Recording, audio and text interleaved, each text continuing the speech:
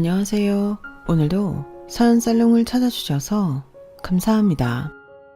한때 결혼하고 6개월 만에 이혼을 선택했던 여성입니다. 세익스피어가 이런 말을 했대요. 인간의 본질은 안 바뀐다.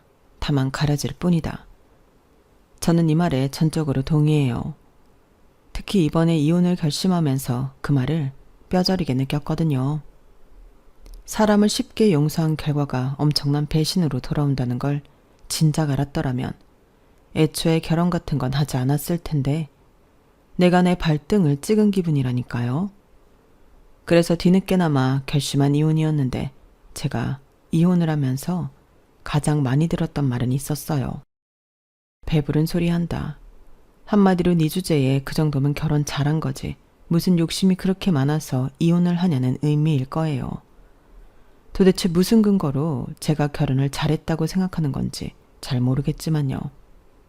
아무튼 혼자 벙어리 냉가슴 앓기 싫어서 이렇게 공개적으로 제 남편과 시댁의 만행을 고발하려 합니다. 저는 딸만 둘인 집에 둘째 딸로 태어났어요. 우리 자매는 동네에서 소문이 자자했는데 그건 생김새 때문이었어요. 언니와 저는 1살 터울이 지는데도 생김새가 비슷하고 성격도 비슷해서 어릴 때부터 쌍둥이 같다는 소리를 많이 듣고 자랐거든요.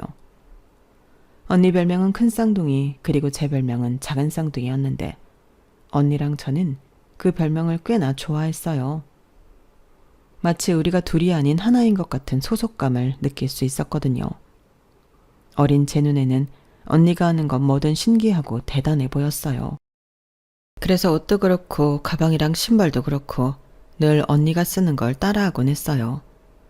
그래서 사람들이 언니랑 저를 쌍둥이로 오해했는지도 모르겠네요. 언니랑 저는 자라는 동안 단 한 번도 싸운 적이 없을 정도로 오해가 깊었어요. 그렇게 사이가 좋던 언니와 내가 처음으로 싸움을 하게 된 건 다름 아닌 남자 때문이었어요. 언니랑 같은 유치원에 다니던 오빠였는데 엄마들끼리 친했기 때문에 저희 집에도 자주 놀러 오곤 했어요. 이전까지는 언니는 늘 제 독차지였는데 그 오빠가 나타난 이후로는 저를 들러리로 전락해버린 거예요. 동갑내기에 같은 유치원까지 다니고 있어서 둘은 무척이나 친했던 탓에 둘 사이에 제가 낄 틈이 없더라고요.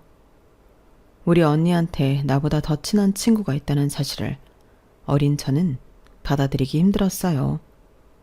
그래서 그 오빠가 놀러 오는 날이면 괜히 심통을 부리고 짜증을 내곤 했어요. 그런데 그 오빠 심보가 참 고약한 게 제가 심통이 나 있는 걸 알면서도 일부러 저를 쿡쿡 찌르며 자극을 했다는 거예요. 그 장난은 제가 울음을 터뜨릴 때까지 이어졌어요. 소야 그만해. 내 동생 울잖아. 오빠는 언니가 나서서 말리고서야 저를 놀리는 걸 멈추곤 했어요. 그래서 저는 수호 오빠가 우리 집에 오는 게 진저를 칠 정도로 싫었지만 엄마끼리도 그렇고 언니랑도 워낙 친한 친구 사이라서 언니가 초등학교에 들어간 이후에도 여전히 저희 집에 자주 놀러 오곤 했어요. 태어나서 처음 우리 언니를 뺏긴 것 같다는 생각이 들게 만들었던 수호 오빠는 중학교에 들어가다 무렵 미국으로 이민을 떠났어요. 오빠네 아빠가 미국 지사로 발령을 받았거든요. 언니는 절친이 떠났다는 사실에 많이 슬퍼했지만 그와는 반대로 저는 하늘을 나는 기분이었어요. 어찌나 신이 나던지 가만히 있어도 비실비실 웃음이 날 정도였어요. 그런데 그런 기쁨도 잠시, 경쟁자가 사라진 지 얼마 되지 않아서 저는 하늘이 무너지는 일을 겪게 되었어요. 중학교 입학식을 앞두고 감기에 걸렸던 언니가 나을 기미를 보이지 않는 거예요. 약도 먹고 오렌지 주스도 빠지지 않고 마셨지만 결국 폐렴으로 악화됐고 어느 날 밤 심하게 열이 오르더니 응급실에 실려간 지 1시간도 안 돼서 그대로 하늘나라로 가버렸어요. 언니가 죽었다는 게 실감이 안 났어요. 금방이라도 내 이름을 부르며 달려올 것만 같았거든요. 엄마는 울다 지쳐 실신을 하는 바람에 장례식장을 지키지 못했어요. 아빠랑 저랑 둘이서 언니 영정을 지키게 되었는데 저는 영정사진 속 언니랑 눈도 마주칠 수가 없었어요. 겁이 났거든요. 언니 영정사진을 똑바로 바라보면 진짜로 언니가 죽었다는 걸 인정하게 될 것만 같아서요. 언니 장례식을 치르고 저는 며칠을 알아누웠어요. 내 몸의 절반이 날아간 것처럼 만신창이가 되어서 온전히 살아갈 수 없을 것만 같았으니까요. 꿈에서는 늘 언니를 찾아 헤매고 눈을 뜨면 하염없이 눈물만 흘렸어요. 언니가 사라진 집안은 캄캄한 동굴같이 변해버렸어요. 식구들 누구도 전처럼 웃고 떠드는 사람이 없었어요. 외할머니가 오셔서 반찬도 챙겨주었지만 제대로 밥을 넘기는 사람은 없었어요. 온 가족이 시든 화초처럼 말라 비틀어진 것 같았어요. 언니가 세상을 떠난 그날부터 우리 집에는 웃음이 사라져버렸고 생기 없는 사막처럼 돼버렸어요. 하지만 그게 끝이 아니었어요. 언니의 죽음만으로도 힘든 판에 저는 또 다른 시련을 겪게 되었거든요. 가끔씩 엄마가 저랑 언니를 혼동하는 일이 벌어진 거예요. 저를 끌어안고 언니 이름을 부르며 오열하기도 하고 때로는 저를 귀신이라도 본 듯한 눈으로 바라보며 끌어안고 기뻐서 어쩔 줄 몰라 하기도 했어요. 화정아, 우리 화정이 맞지? 내 딸 화정이 맞는 거지? 엄마가 얼마나 보고 싶었는 줄 알아? 우리 화정이가 보고 싶어서 엄마가 미치는 줄 알았어. 저를 끌어안고 좋아서 어쩔 줄 몰라 하는 엄마를 보니까 내 가슴이 칼로 난도질 당하는 기분이었어요. 한참을 엄마 품에 안겨있던 저는 엄마의 기분을 해치기 싫어서 기어들어가는 목소리로 말을 했어요. 엄마, 나 수정이야. 그러자 엄마는 입가의 미소를 싹 지우고는 마치 제가 더러운 것이라도 되는 양 소스라치며 저를 밀어냈어요. 그리고는 싸늘한 표정으로 방으로 들어가 버리더라고요. 엄마 못지않게 그 상황이 당황스럽기만 했던 저는 엄마가 방으로 들어간 지 한참이 됐는데도 여전히 그 손길이 내 가슴팍에 남아있는 것 같았어요. 매정하고 싸늘한 그 느낌이요. 나는 아무 짓도 하지 않았는데 왜 내가 그런 대접을 받아야 하는 건지 이해도 안 가고 서운하고 서글픈 마음뿐이었어요. 그때 엄마한테 받은 상처는 수십 년이 흐른 지금까지도 제 마음속에 찌꺼기처럼 남아있어요. 문제는 엄마가 그 후로도 좀처럼 나아지지 않았다는 거예요. 부모는 자식이 죽으면 가슴에 묻는다고 하더니 엄마 가슴속에는 온통 언니뿐이었던가 봐요. 더 이상 아빠도 저도 보이지 않는 것 같았어요. 곁에 남은 가족은 외면하고 세상에 없는 언니만 찾아 헤매셨거든요. 결국 엄마의 이런 모습에 아빠는 엄마와 서서히 멀어졌어요. 처음 1년은 엄마가 나아지길 바라며 아빠도 저도 무조건 엄마 기분에 맞춰드렸어요. 그러다 1년이 지나고 2년이 지났지만 엄마는 여전히 나아질 기미가 보이지 않았어요. 오히려 상태가 더 심각해져서 아빠와 저한테 히스테리까지 부리기 시작했어요. 급기야 더는 참을 수 없었던 아빠가 엄마한테 이혼을 요구했어요. 당신만 힘들어? 당신만 자식 잃었냐고. 나도 수정이도 화정이 그렇게 보내고 하루도 마음 편한 적 없었어. 길 가다가 화정이랑 같은 학교 교복만 봐도 목구멍이 콱 막히는 것처럼 숨도 쉬기 힘들다고. 나도 당신처럼 슬프면 슬프다고, 보고 싶으면 보고 싶다고 마음 내키는 대로 다 하고 싶어. 그런데 왜 참는 줄 알아? 아빠니까, 가장이니까. 내가 그러면 당신도 수정이도 더 힘들 걸 아니까 참는 거라고. 우리한테 죽은 딸만 있는 게 아니잖아. 수정이도 있다고. 지 언니 잃고 어린 게 부모 앞에서 힘든 티 안 내려고 노력하는 게 뻔히 보이는데 부모인 내가 어떻게 티를 내겠어. 당신도 엄마잖아. 남아있는 자식이라도 품고 살 생각을 해야지. 왜 죽은 자식만 붙들고 사느냐고. 나도 이제 지쳤어. 더는 당신이랑은 못 살겠으니까 우리 헤어지자. 수정이는 내가 키울게. 어차피 당신한테 보내봤자 제대로 키우지도 못할 테니까. 그렇게 부모님은 제가 중학교 2학년이 되자마자 이혼을 하셨어요. 그 바람에 새학기가 시작된 지 한 달도 안 된 상황에 저는 전학을 가게 되었어요. 원래 살던 집에서 그대로 살 수도 있었지만 아빠가 반대를 하셨거든요. 언니의 흔적이 남아있는 집이기도 하고 동네 사람들이나 학교에서도 우리 집 사정을 다 알고 있는 처지라 아무래도 제가 전처럼 생활하기 힘들 거라고 생각해서 그런 결정을 내리신 거예요. 전학간 학교에서는 저희 집이 이혼 가정이라는 것만 알 뿐 세세한 사정은 모르니까 차라리 편하긴 했어요. 대신 교우 관계도 그렇고 모든 걸 다 새로 시작해야 한다는 게 문제였지만요. 새로 이사 온 집도 그렇고 아빠랑 둘이 살게 된 것도 그렇고 새로운 동네, 새로운 학교, 새로운 친구들 모든 게 다 낯설었지만 오히려 그래서 전부 다 살만했어요. 내 숨통을 막고 있던 커다란 바위가 더는 느껴지지 않았거든요. 이젠 그냥 다 잊고 나만 생각할 수 있을 것 같았어요. 언니랑 엄마한테 더는 죄책감 느끼지 않고 살고 싶어졌거든요. 아빠가 이혼을 결정한 것도 제가 그러길 바라서였을 거예요. 그래서 길을 쓰고 살기 위해 발버둥을 쳤어요.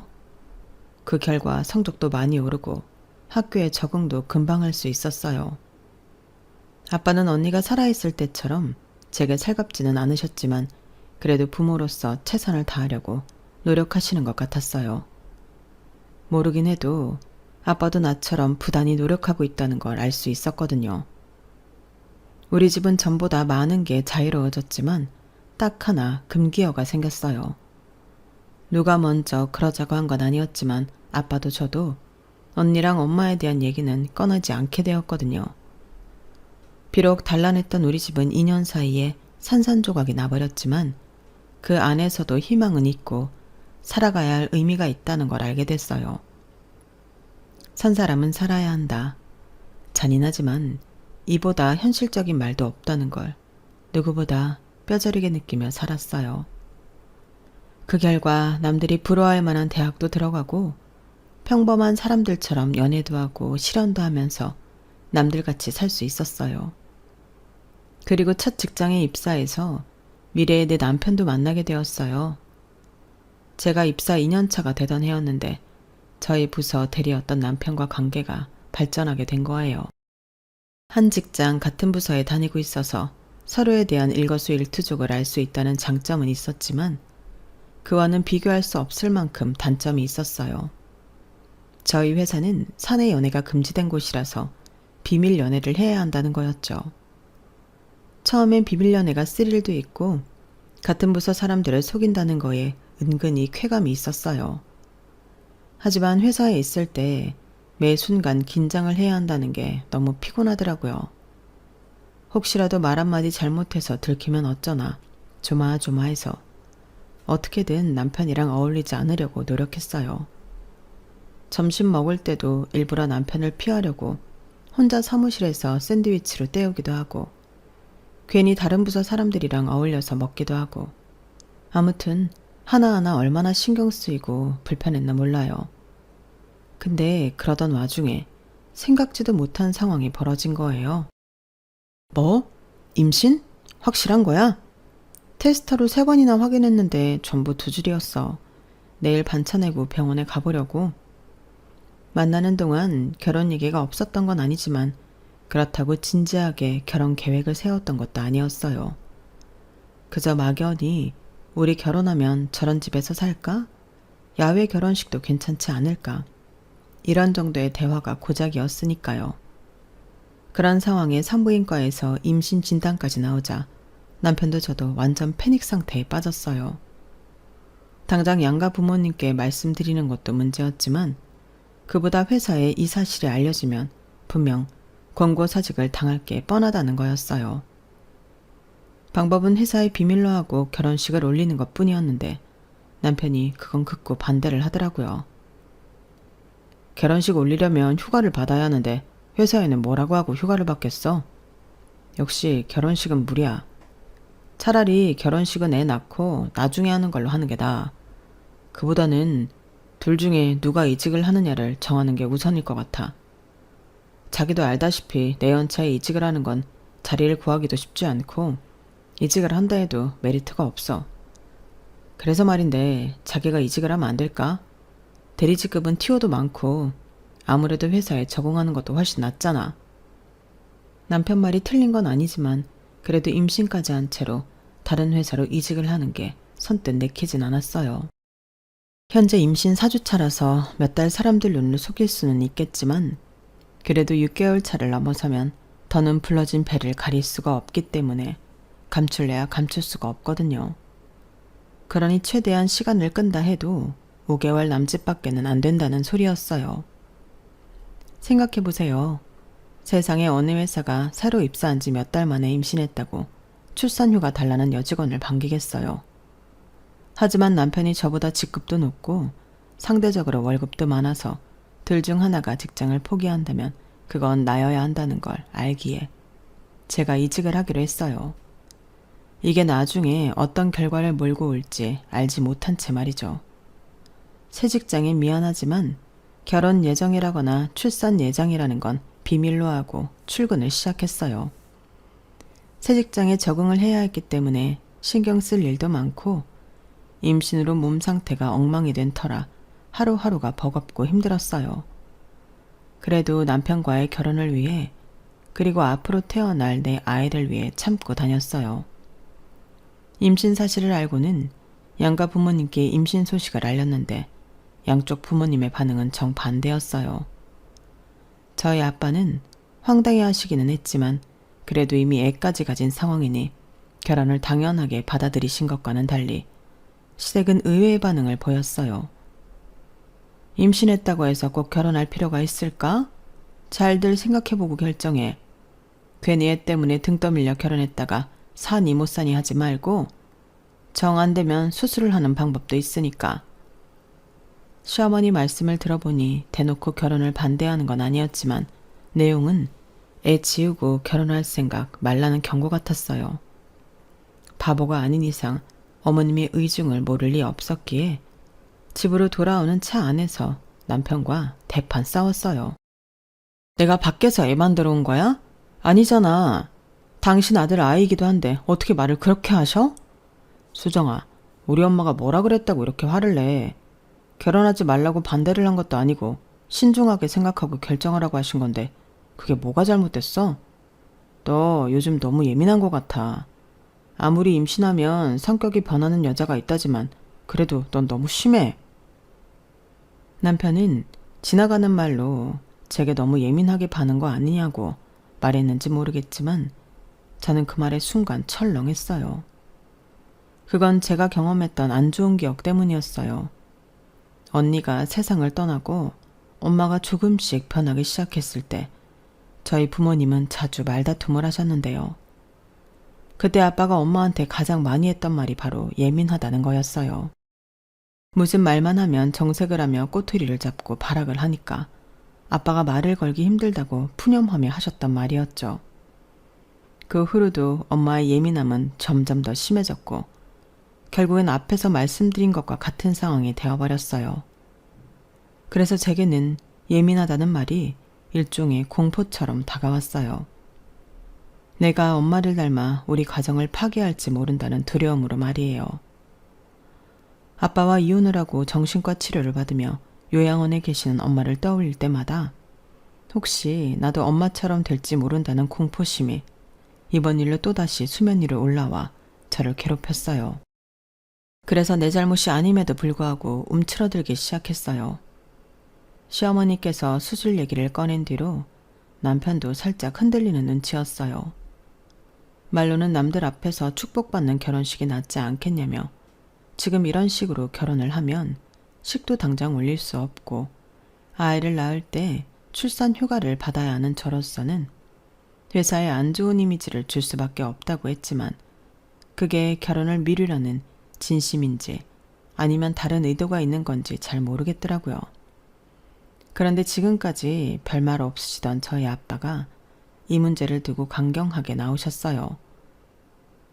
성인이라면 응당 자신이 벌인 일에 대해 책임을 질 줄 알아야 하네. 내 딸은 잘 다니던 직장도 버리고 전보다 못한 곳에서 새롭게 시작을 하고 있는데 자네는 뭐 하고 있는 건가? 아이는 둘이 만들었는데 설마 내 딸한테만 모든 책임을 떠넘기고 자네 어머니 뒤에 숨으려는 건 아니겠지? 아닙니다. 저도 나름대로 노력하고 있습니다. 그 노력이라는 게 시한을 넘기면 아무짝에도 소용없게 되는 걸세. 지금 내 말은 충고가 아니라 딸 가진 아버지로서 마지막 경고를 하는 거야.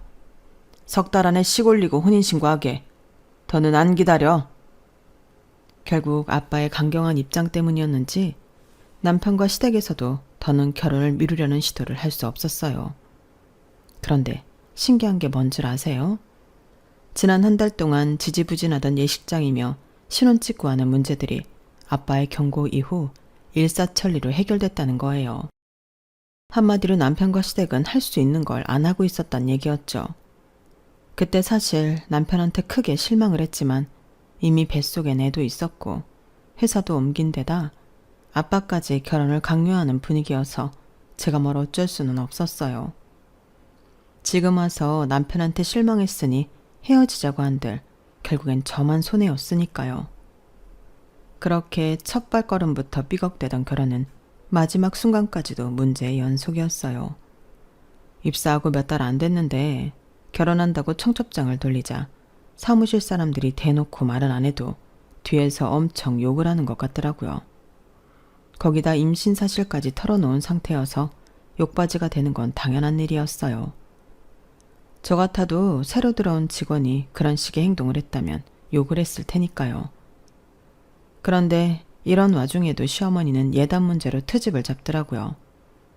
상황이 상황인데 정말 중요한 것 빼고는 약식으로 할 수도 있는 거잖아요. 그런데 당신이 챙길 건 하나도 빠짐없이 다 챙기려 드는 게 너무 속물 같아 보였어요.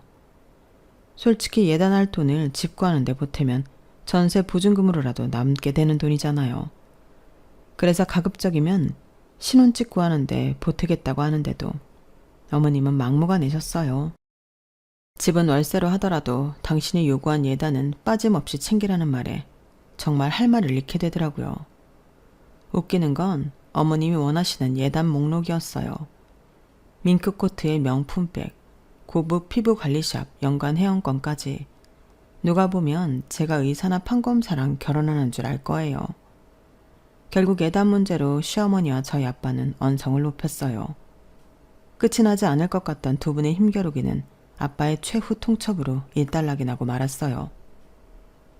사부인께서 뭔가 착각을 하시는 모양인데 아드님이 억대 연봉의 의사나 판검사는 아니지 않습니까? 제 딸과 같은 회사에 다니는 평범한 직장인일 뿐입니다. 부모라면 내 자식들이 하루빨리 자리를 잡을 수 있게 도움을 줄 생각을 해야지 어떻게 자식 혼사로 자기 욕심 챙길 생각만 하십니까? 이 자리에서 확실히 말하지만 신혼집 보증금 보조해 준 건 외에 저도 더는 해줄 생각이 없으니 그렇게 아세요. 나는 내 딸 자식 결혼을 시키려는 거지 사부인 허영을 채워줄 생각은 없으니까요. 안 그래도 전세 보증금이 부족했던 남편은 보증금의 절반을 보조해 주겠다는 저희 아빠의 말에 혹할 수밖에 없었어요. 그래서 자기가 나서서 어머님을 설득하더라고요. 한국에 넘으면 또 다른 문제가 앞에 놓여 있고 그 고비를 넘기면 또 다른 문제가 나타나고 정신을 차릴 수 없었던 결혼 준비는 몸과 정신이 너덜너덜해진 후에야 끝이 났어요. 그리고 드디어 결혼식 당일이 되었어요. 촉박한 일정 속에 고생만 갖춰서 준비한 결혼이었기 때문에 예식장도 마음에 안 들고 웨딩드레스도 정말 마음에 안 들었어요. 거기다 임신으로 몸 상태까지 말이 아니어서 정말 최악의 결혼식이 되고 말았죠. 그런데 결혼식장에 생각지 못한 사람이 찾아온 거예요. 어릴 때 저희 언니랑 친했던 수호 오빠가 찾아왔더라고요. 결혼식 전에 엄마랑 아빠를 찾아가 청첩장을 드렸는데 엄마들끼리 친했던 탓에 오빠네 엄마가 저희 엄마를 통해 제 결혼 소식을 들은 모양이었어요. 오빠네는 미국에서 사는 동안 고생을 많이 했던 모양이었어요. 거기에 부모님 불화까지 겹쳐서 고등학교 2학년 때 오빠네 부모님은 이혼을 하셨다더라고요. 부모님의 이혼 후 오빠는 엄마를 따라 한국으로 들어왔고 아빠는 그곳에서 재혼을 하셨다고 하더군요. 어느 집이나 상처 하나 없는 집은 없구나 생각했어요. 그래도 지금은 살만해 보였어요. 대학을 졸업하고 로스쿨을 나와 변호사로 살고 있었으니까요. 화장의 소식을 듣고 제일 먼저 떠오른 게 너였어. 언니밖에 모르던 네가 많이 걱정됐거든. 그래도 힘든 시간 잘 견디고 잘 컸네. 언제든 내 도움 필요하면 찾아와. 오빠가 두 팔 걷어붙이고 도와줄 테니까. 그 말을 들었을 때는 내가 살면서 수호 오빠 도움을 받을 날이 있을까 싶었어요. 변호사의 도움을 받는다면 좋은 일보다는 안 좋은 일일 테니까요. 그런데 살아보니 어떤 경우에도 단언을 해서는 안 된다는 걸 알겠더라고요. 수호 오빠의 도움 따위는 필요 없다고 생각했던 내가 가장 힘든 순간 오빠를 찾아갔으니까요. 사건의 전말은 이랬어요. 결혼하고 몇 달 뒤 저는 딸아이를 출산을 했고 출산의 여파로 몸무게가 15kg나 늘어버렸어요. 그래도 모유 수유를 하고 육아에 지친 탓에 7kg 정도는 빠졌지만 어찌된 게 예전 몸무게로 돌아갈 기미가 안 보이더라고요. 아직 온전치 않은 몸으로 애 키우랴 살림하랴 거기야 살에 대한 스트레스까지 받고 있는 상황에 시어머니가 그렇게 살 빼라고 닥달을 하시는 거예요. 너는 그런 몸뚱이를 하고 남편 앞에 서고 싶니? 세상에 어떤 남자가 띠룩띠룩 살찐 여자를 안고 싶어 하겠어? 어쩜 그렇게 자기 관리를 못해? 내가 아주 너만 보면 숨이 다 막힐 지경이다. 앞으로 그 살 다 빼기 전까지는 가족 모임이고 뭐고 나을 거 없다. 네 시누이 결혼도 얼마 안 남았는데 너 때문에 예비사위 보기 창피하니까 살 빼기 전엔 우리의 결혼식에도 올 생각 마. 어떻게 사람이 이럴 수가 있어요? 제가 무턱대고 많이 먹어서 찐 살인가요? 어머님도 자식을 둘이나 낳았으니 잘 아실 텐데도 정말 너무하더라고요. 결국 시누이 상견례 때도 저는 어머님의 반대로 참석도 못하고 집에 있었어요. 딱히 시누이 상견례에 가고 싶었던 건 아니지만 그래도 살쪄서 창피하니 오지 말라고 해서 못 간 상황인지라 자존심이 상해서 눈물이 다 나더라고요. 그래서 무슨 일이 있어도 시누이 결혼식 전에 살을 쫙 빼겠다고 결심했어요. 육아와 집안일의 강도가 높아서 돌아서면 허기지는 상황이었음에도 식사량을 확 줄였고 그로 인해 빈혈이 생기는데도 무리하게 다이어트를 이어갔어요. 그렇게 2달이 지나자 임신으로 늘었던 체중보다 5kg나 더 빠졌더라고요. 이젠 전에 입던 옷도 헐렁하게 입을 수 있을 정도였어요. 어차피 회사에 복귀도 해야 하니 이래저래 잘 됐다 싶었죠. 그런데 기쁨도 잠시. 시누이를 통해 뜻밖의 사실을 알게 된 거예요. 시누이가 결혼 준비를 하면서 얘랑이랑 싸웠다며 낮 시간에 하소연을 하러 저희 집에 왔었는데 한참 얘랑 흉을 보던 중에 실수로 이런 말이 나온 거예요. 이렇게 이기적인 인간인 줄 몰랐다니까요. 자기가 결혼 비용 좀 더 낸다고 얼마나 생색을 내나 몰라요. 게다가 어제는 오랜만에 대창 먹으러 가서 뭐라는 줄 알아요? 살찌니까 그만 먹으래요. 그 몸으로 웨딩드레스가 들어가겠냐고요. 이게 결혼할 여자한테 할 말이에요? 이놈의 인간 벌써부터 이러는 걸 보면 안 봐도 뻔해. 우리 오빠처럼 아내가 임신하면 살찐 여자 꼴 보기 싫다고 딴 여자랑 바람 피울 인간이라고요? 그 말에 시누이도 저도 순간 멈칫했어요. 그러니까 시누이 말에 따르면 내가 임신 기간 동안 내 남편이 바람을 피웠단 얘기잖아요. 시누이는 말을 다 뱉고 나서야 자기가 무슨 짓을 벌였는지 깨달았는지 얼굴이 사색이 돼버렸어요. 올케 언니, 그러니까 내 말은 그게 아니라 우리 오빠가 아니라 내가 아는 오빠가 그랬다는 거예요. 절대 우리 오빠가 그런 게 아니에요.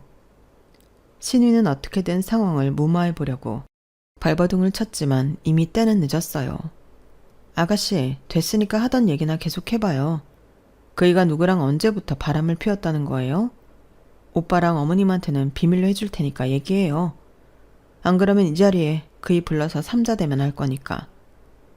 겁에 질린 시누이는 결국 모든 사실을 이실직고했어요. 남편의 불륜 상대는 다름 아닌 직장 후배라고 하더군요. 그것도 제가 직접 일을 가르친 후배였어요. 남편이 제 임신 사실을 알고 그렇게 저를 회사에서 나가게 하려고 했던 게 바로 그런 이유였던 거예요. 그때 이미 남편은 양다리를 걸치고 있었거든요. 그런데 더 저를 화나게 했던 건 이런 사실을 어머님도 알고 있었다는 거였어요. 어머님이 저희 결혼에 대해 회의적이었던 것도 제가 아닌 그 여자를 며느리로 드리고 싶어서 그랬던 거더라고요. 그 여자 아버지가 그 회사 전무인데 아무래도 돈 있는 집 며느리를 드리고 싶었던 거예요. 그럼에도 끝까지 결혼을 반대할 수 없었던 건 저희 아빠의 강경한 태도 때문이었어요. 당시 저희 아빠는 내 딸을 책임지지 않으면 네 인생도 같이 개박살 내주겠다는 식이었거든요.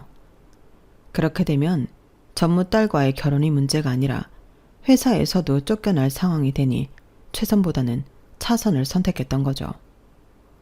제가 출산을 하고 육아와 집안일로 그렇게 버거워하는데도 남편은 회사 일을 핑계로 늘 밤늦게야 들어왔어요.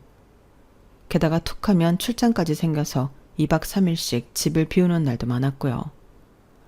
지금 와서 보니 그게 다 외도를 위해 개수작을 부린 것 같지만요. 올케 언니, 정말 오빠랑 엄마한테는 비밀로 해야 돼요. 안 그럼 저 죽어요. 그리고 기왕 이렇게 된 거 솔직하게 다 말할게요. 엄마가 언니 괴롭히는 거요. 그거 오빠랑 이혼시키려고 그러는 거예요. 언니 내보내고 예림 언니를 며느리로 드리려고 하더라고요. 언니가 살 안 뺐으면 내 결혼식에도 언니 대신 예림이 언니가 참석하게 됐을 거예요. 우리 엄마지만 왜 그러는지 나도 모르겠어요.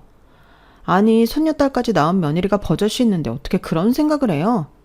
내가 엄마 딸이긴 하지만 정말 우리 엄마 같은 시어머니 만날까봐 무섭다니까요. 철없는 시누이 덕분에 아직 일어나지 않은 시어머니의 계획까지 알아버린 저는 이대로 가만히 있을 수가 없었어요. 앞으로도 어머님은 무슨 핑계를 대서라도 저를 내쫓으려고 할 게 뻔했으니까요. 가만히 앉아서 당하느니 선제 공격을 하는 게 낫겠다 생각했어요. 그래서 시누이가 돌아간 뒤 수호 오빠한테 전화했어요. 아무래도 이런 일엔 변호사만큼 상황 정리를 잘할 사람이 없다고 생각했거든요. 제 상황을 전해 들은 오빠는 저만큼이나 엄청 화를 내더라고요. 그래서 이혼할 결심은 선 거야? 일단 이혼을 할 건지 아닌지부터 결정해야 계획을 짤 수가 있어. 너 어떻게 할 거야? 설마 이런 놈이랑 같이 살 생각은 아닌 거지? 무슨 소리야. 난 이 인간 절대 용서 못해. 내가 받은 상처에 10배, 100배로 돌려주고 싶다고. 그렇게 저는 이혼을 전제로 남편에 대한 복수를 준비했어요.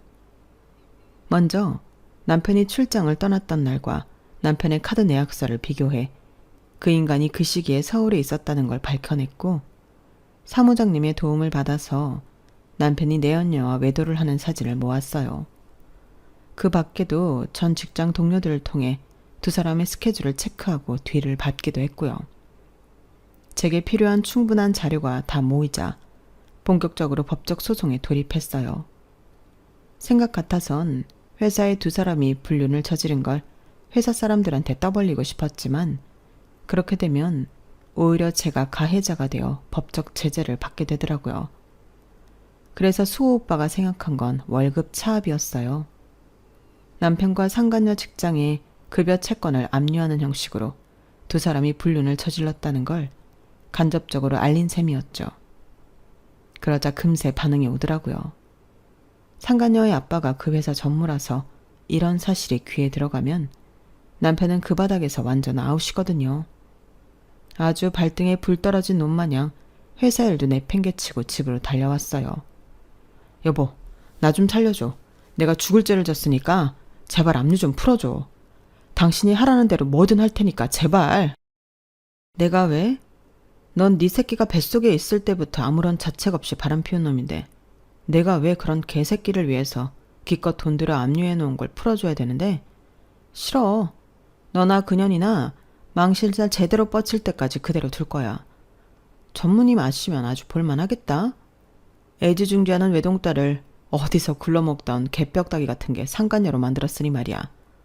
아, 이참에 너랑 그년이랑 전무님까지 손잡고 퇴사하면 되겠네. 아내랑 자식 두고 바람핀 놈이랑 결혼한 사실을 알면서도 네 놈이랑 놀아난 년이랑 딸 자식 교육 잘못시킨 전무님까지 아주 볼만하겠는걸? 난 목에 칼이 들어와도 압류 안 풀어줄 거니까 내 앞에 더러운 이 쌍판 들이밀지 마. 구역질 낼 것 같아. 아, 그리고 니네 엄마한테도 전해. 괜한 남의 집 딸 괴롭힐 생각 말고 당신 아들 새끼 교육이나 잘 시키라고. 어떻게 엄마가 돼서는 바람난 아들 불륜을 돕고 나서니? 그러다 당신 딸 인생 개박살나면 그땐 어쩌시려고. 너랑 니네 엄마 우리 아빠 앞에서 무릎 꿇고 빌지 않으면 나 네 여동생 결혼식장에 가서 전단지 뿌릴 거야. 너랑 니네 엄마가 나한테 한 짓들 사진까지 첨부해서 말이야. 혹시 법적 처벌 운운하면서 못 오게 할 생각이라면 일찌감치 집어치우셔. 나 너한테 위자료 받아서 그 벌금 내면 그만이거든. 그러니까 여기서 질척거리지 말고 당장 니네 엄마한테 가서 전하라고. 서슬이 퍼렇게 악을 쓰는 내 앞에서 질질 짜던 남편은 그 길로 본가로 달려갔어요. 그리고 다음날 남편과 시어머니는 저희 아빠를 찾아가 무릎을 꿇고 싹싹 빌었어요. 어떻게든 전무님 모르게 일을 처리할 생각에 아주 전자동 로봇처럼 빠릿빠릿하게 움직이더라고요. 정작 저는 압류를 풀어주겠다고 한 적이 없는데 말이죠. 저는 수호 오빠를 제 전담 변호사로 내세워서 이혼 소송을 진행했어요. 양육권과 친권을 모조리 뺏어오고 남편과 내언녀한테서 위자료도 따로 받았어요. 집을 구할 때 제가 냈던 절반의 위자료까지 포함해 결국엔 남편은 몸만 빼서 본가로 들어가게 되었어요. 그 와중에도 시어머니는 돈 많은 집 딸이랑 재혼시키면 된다는 헛된 꿈에 부풀어 있었던가 봐요. 아니, 전무님이 바본가요? 자기 딸 꼬셔서 바람 피운 것도 모자라 회사에 쪽팔리게 소문까지 다 나게 만든 놈을 사위로 받아들이게요? 게다가 가진 것도 없고 한번 갔다 온 이혼남을요? 말도 안 되죠. 예전 동료를 통해 들어보니 전무님이 앞장서서 제 남편을 잘랐다고 하더라고요. 그 딸 역시 퇴사시키곤 미국으로 보내버렸고요. 그걸로는 분이 안 풀렸는지 남편이 다른 회사에 취직을 못하도록 각 회사 인사과에 이미 손을 써놨다고 하니 남편은 완전 뭐 된 거죠.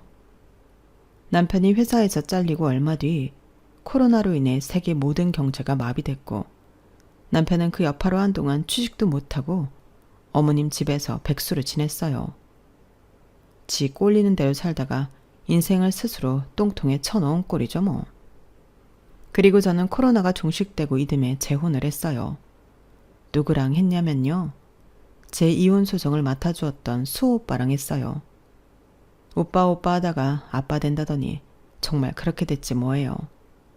우리 딸도 갓난아기 때부터 수호 오빠를 봐와서 그런가 제 친아빠로 알고 있어서 그 문제에 대해 어떤 게 딸아이를 위해 좋을지 아직은 판단이 안 서거든요. 그래서 당장 지금은 우리 가족한테 주어진 오늘의 행복에 집중하며 살 생각입니다. 혹시라도 우리 가정에 불행이 닥친다면 행복했던 시절을 떠올리며 이겨나갈 수 있도록 말이에요. 지금까지 제 사연을 들어주셔서 감사합니다. 여러분의 가정에도 행복과 사랑이 넘치기를 바랍니다. 안녕히 계세요. 여러분, 사연 댓글에 응원과 현명한 조언 부탁드려요. 좋아요와 구독은 저에게 큰 힘이 됩니다. 오늘도 좋은 일 가득하세요.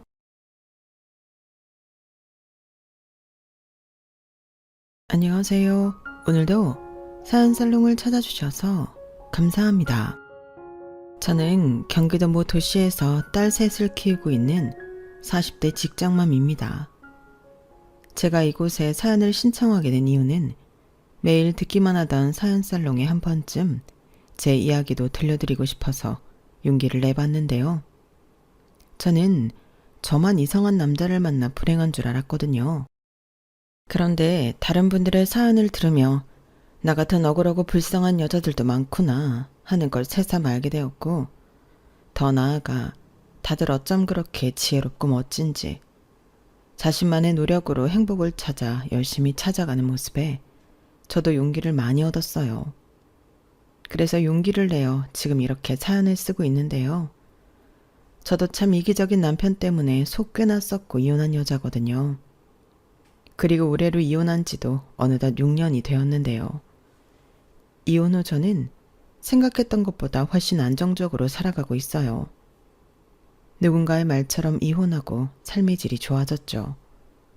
우선 잘난 주둥이만 나불거릴 줄만 알고 뭐 하나 도움이 되지 않던 남편이 제 옆에 없어 좋고 그 남편이랑 세트로 그 집안 식구들도 안 보고 살 수 있어 너무 행복하기만 한데요. 이젠 연휴든 명절이든 며느리 노릇하지 않아도 되니 너무 좋죠. 무엇보다 확실히 하지 않아도 될 일이 많이 줄어 이젠 시간도 많이 남고 몸도 마음도 편하기만 한데 이럴 줄 알았으면 하루라도 더 빨리 이혼할 걸.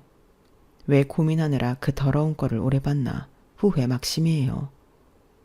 그만큼 저는 이혼을 제 인생에서 두 번째로 잘한 일이라고 자부하는데요. 첫 번째 잘한 일은 딸 셋을 낳은 거죠. 사실 남편은 아들을 많이 바랬거든요. 같이 운동하고 목욕탕 가는 로망이 있다나? 뭐 그랬는데 결국엔 죽어도 엄마 편인 딸만 셋을 낳았어요. 딸들은 아빠가 하도 이기적으로 굴고 외갓집이랑 친가랑 눈에 띄게 감정기복을 보이니 그런 아빠를 별로 좋아하지 않았거든요. 그러니 남편은 딸들이 자기한테만 그러는 게 서운한 걸 삐뚤어져서는 쓸데없는 계집 애들 대접받고 싶었으면 아들로 태어났어야지. 시집가면 그만인 것들이 어디 아빠한테 싸가지 없이 대들어. 니들이 뭘 안다고.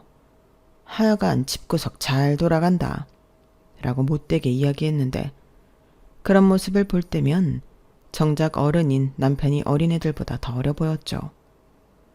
그런 남자를 어디가 좋다고 저는 연애 3년에 결혼까지 했던 건지 20대에 저로 돌아간다면 정신 차리라고 제 뒤통수를 후려 갈겨주고 싶은데 그때는 남편이 자신감 있고 능력 있는 모습이 멋져 보였어요. 그러니까 이기적일 거라는 생각은 못하고 저런 남자라면 기대고 의지할 수 있을 것 같아 좋다고 생각했는데요. 사실 그런 생각을 갖게 된 배경에는 저에게 아픈 상처가 있었어요. 저희 부모님이 제가 어릴 때 이혼해서 엄마가 혼자 저를 키우셨는데 그때 엄마는 남편 없다고 또 저는 아빠 없다고 서러웠던 날이 많았어요. 엄마 벌이가 그다지 좋지 않았었기 때문에 저희는 거의 매년 이사를 다녔고 엄마는 한다고 열심히 했지만 가정을 지키기엔 턱없이 힘이 없어 보였죠. 그러니 아빠가 있는 집이 저는 늘 부럽기만 했는데요.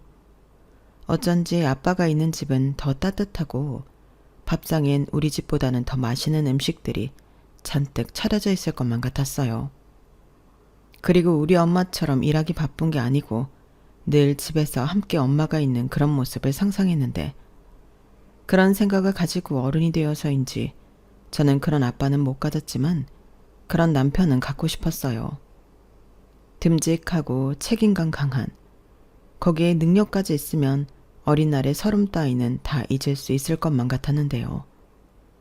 그런 눈으로 봤기 때문에 남편을 남자친구보다 남편감으로 생각했던 것 같아요. 그리고 남편은 제가 아빠가 계시지 않다고 이야기했을 때 그런 건 괜찮다며 이제부터는 자기가 저를 지켜주겠다고 했는데 그 말이 왜 그렇게 좋았는지 이젠 나도 따뜻한 집에서 행복한 가정을 이루고 행복할 수 있을 것만 같았어요. 하지만 제 미래는 행복한 가정이 아닌 새로운 서러운 인생의 시작이었는데 결혼 후 얼마 지나지 않아 제가 가졌던 환상은 하나 둘씩 깨지기 시작했어요. 당시 남편은 여의도에 있는 모 증권회사를 다녔고 저는 대기업과 파트너로 일을 하는 협력사 직원이었어요. 그리고 저희의 첫 만남은 소개로 만났는데 남편을 좋게 본 친한 선배 언니가 저에게 한번 만나보라고 다리를 놔준 거죠. 그렇게 만나게 된 남편은 어째 첫 인상부터 뭔가 남달랐는데요. 이미 소개를 받을 때부터 능력 있는 사람이야. 아마 신영이가 보면 좋아할 타입일걸? 원래 자기 능력 있는 남자 좋아하잖아. 이런 말을 들었어요.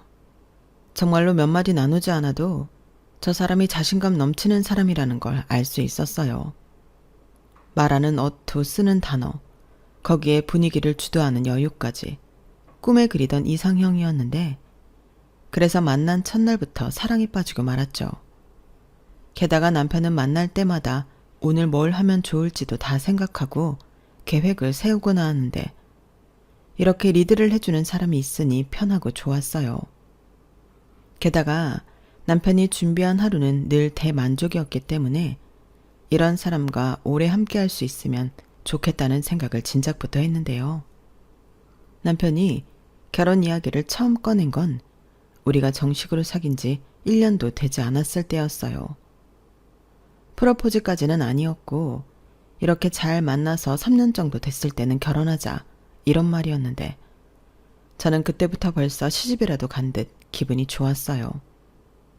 그도 그럴 게 남편은 제 이상형이었고 그때까진 크게 싸울 일도 없이 연애가 순조로웠기 때문에 결혼 생활도 그럴 거라는 멍청한 생각을 했는데 저는 괜히 다른 여자들처럼 남편에게 제 어디가 좋아서 결혼까지 생각하게 되었냐고 물어볼 필요도 없는 질문을 했더랬죠.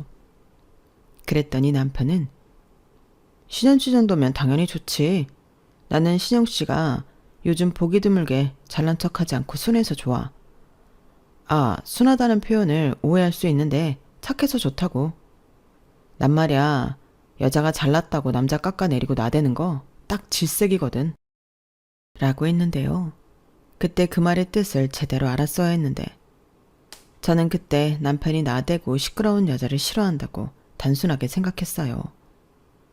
하지만 결혼 후 얼마 지나지 않아 남편의 진짜 모습에 당황했던 저는 문득 연애할 때 그 인간이 했던 말이 떠올랐는데 그제야 남편이 그런 말을 한 이유를 알 수 있었어요. 남편은 자기보다 잘난 여자를 싫어한다는 소리였죠. 그걸 나댄다고 표현한 거였는데 그걸 눈치채지 못했고 심지어 그 말을 거꾸로 뒤집어 생각하면 저를 자기보다 잘나지 않아 다루기 쉬울 것 같아 좋다고 한 거였는데 제가 제 무덤을 팠던 거였어요. 그리고 억울하다면 억울한 부분이 그래도 결혼 전에는 그런 자기 마음을 들킬까 신경을 썼다면 결혼 후에는 저를 다 잡은 물고기라고 생각했는지 조심도 하지 않고 할 말과 하면 안 되는 말도 구별 못하는 막 나가는 인간이 되었는데요. 참고로 저희가 결혼할 때 남편은 연봉이 7천만 원이 넘었어요. 그에 반면 저는 5천만 원이 조금 안 됐는데 아주 큰 차이까진 아니더라도 남편은 자기가 저보다 돈을 더 번다는 자신감이 있었죠. 그리고 그 자신감은 어째 저를 깎아내리기 바빴는데요. 저를 무슨 자기 덕을 보고 편하게 사는 여자로 알더라고요. 그렇다고 제가 몸만 시집 온 것도 아니고 집이며 혼수며 결혼 준비까지 거의 반반 결혼을 했는데 남편은 자기가 저보다 더 잘났기 때문에 집에서 대접을 받길 원했어요. 그래서인지 집안일은 손 하나 까딱하지 않고 제가 해야 한다고 생각했는데요. 연애할 때 리드한다고 생각한 것이 결혼 후에는 지 마음대로 하려고 하는 독재자 심보였더라고요. 그러니까 연애할 때도 지 마음대로 하고 싶어서 모든 계획을 다 짜온 거였어요. 하지만 저는 그런 시커먼 속내까지는 모르고 이 남자가 참 배려가 깊다고 제 멋대로 후한 점수를 주고 생각했는데 저는 원래 그 타고난 기질이 다소 긍정적이었거든요. 게다가 남한테 싫은 소리도 잘 못하고 내가 좀 손해를 봐도 두루두루 결과가 좋다면 그걸로 만족하는 사람이었는데 그래서 손 하나 까딱하지 않는 남편에게도 싫은 소리를 하지 않았죠. 그렇다고 맹세코 눈치 보여서 못한 건 아니었는데요. 그때는 제가 남편을 사랑하고 또 존중하니 힘들어서 그런가 보다 이해해주고 싶었어요. 어차피 집안일이라는 게 남편보다는 제가 더 잘할 거고 제가 하는 것이 빠르니 뭐든 잘하는 사람이 그 일을 하면 된다고 생각했는데 남편은 그런 제 모습에 집안일은 당연히 제가 하는 걸로 생각했죠. 하지만 저도 상황에 따라 생각이 변했는데 그게 바로 첫 아이 임신이었어요. 첫 애가 뱃속에 있을 때부터 저를 무척이나 힘들게 했거든요. 10달을 통으로 입덧을 했고 음식을 전혀 먹지를 못했는데 그래서 아이가 크지 않고 정상적인 수준으로 자라지 못해 유산 직전까지 가기도 했어요. 그렇다 보니 집안일은 엄두도 낼 수 없었는데 그런 가운데도 남편은 여전히 손 하나 까딱하지 않더라고요. 그러니 그런 남편의 모습에 아무리 천성이 순한 저라도 성질이 날 수밖에 없었는데요.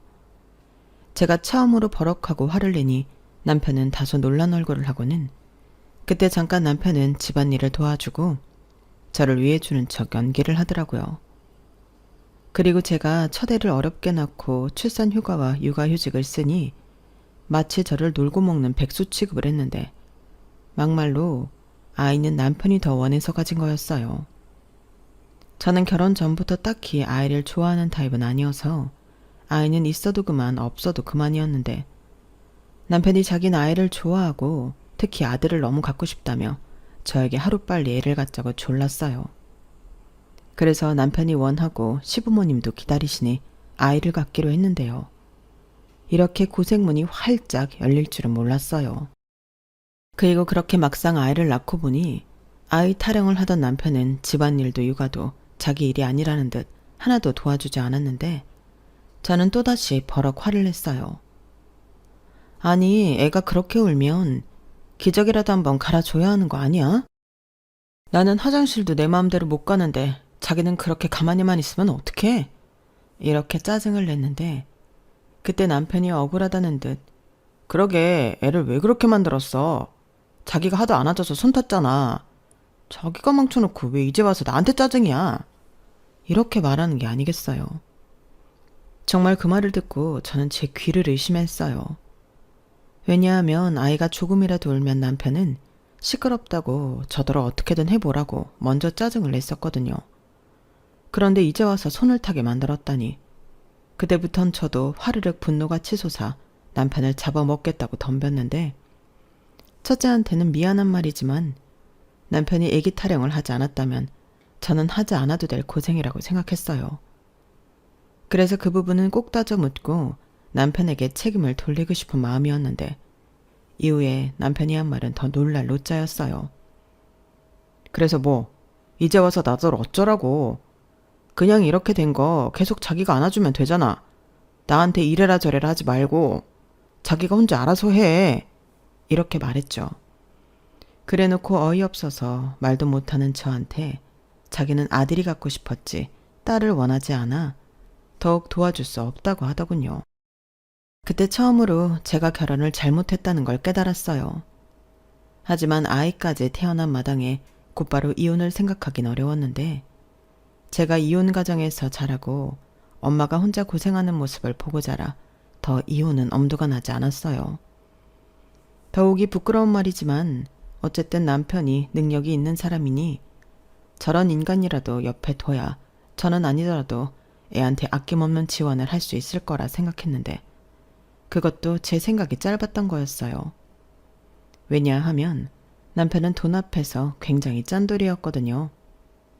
오죽하면 결혼하고 얼마 지나지 않아 경제권에 대해 이야기 중 남편은 이런 부분일수록 솔직한 게 좋을 것 같다며 돈은 각자 관리하자고 했는데요.